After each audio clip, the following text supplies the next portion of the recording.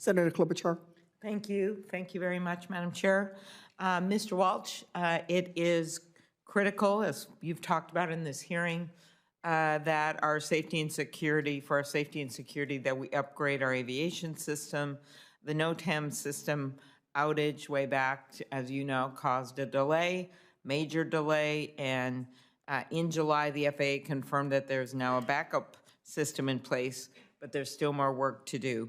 Could you talk about the challenges airports and air traffic control have faced when trying to transition away from their old legacy systems? So I think the National Airspace System Safety Review Team did a great job in their recent report on the topic, and I would highlight some of the things that they said.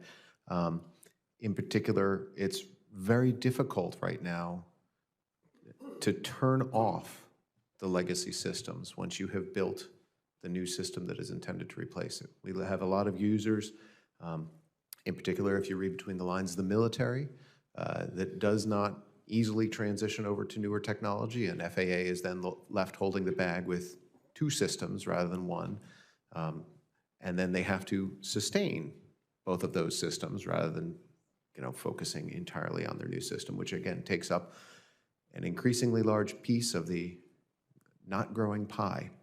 So I think as our air traffic controllers, our pilots, and our technicians work with these older systems, it makes their life harder.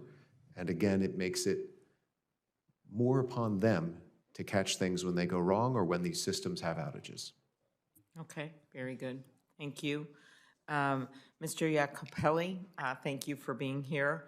As you know, we have the shortage of air traffic controllers. We have a major hub in Minnesota. I know how important the air traffic controllers' work is, and we've seen flight disruptions and the like. The bill that we passed back in May with Senator Cantwell's leadership, the FAA Air Traffic Controllers Hiring Act, focused on boosting FAA training capacity.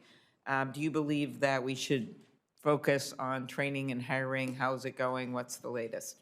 Well, thank you for the question, Senator. And absolutely, yes, we need to continue to focus on hiring. We know that the FAA has just met their hiring goal for the fiscal year, and so we're in a new fiscal year. And we, based on the FAA Reauthorization Act, that they're required to do max hiring, and we have partnered with the FAA, I should say, and our public affairs departments to go out and promote that. If you ever scroll through Facebook, you see hundreds of air traffic controllers promoting this profession and how great it is and how much they want people to get in it for two reasons. One, it is a great profession, and two, we need more air traffic controllers.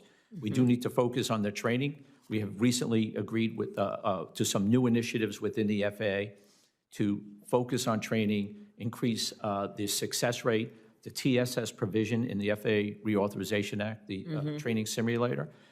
Again, it's a funding issue.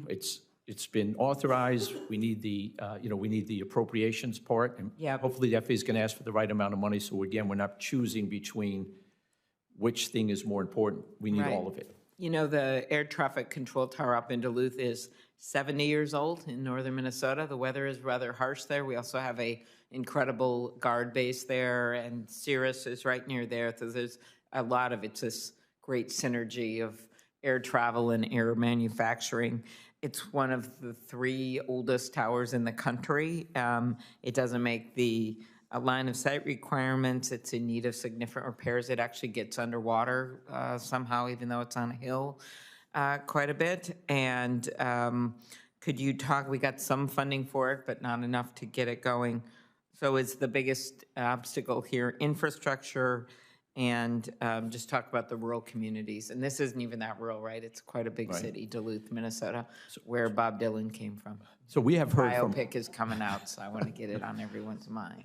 We have been working, using the bipartisan infrastructure law as the base to go through and look at a lot of our facilities. And I mean, we have our folks sending us pictures of flooded basements, mold, decay.